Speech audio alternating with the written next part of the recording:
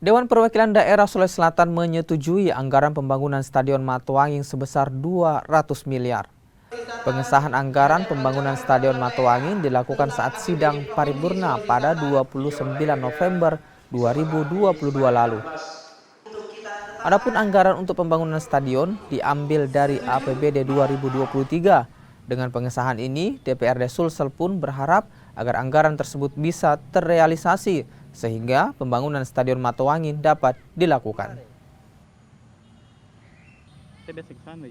Tentu kita berharap keseriusan pemerintah untuk bagaimana anggaran ini betul-betul bisa terrealisasi, tidak seperti yang kemarin.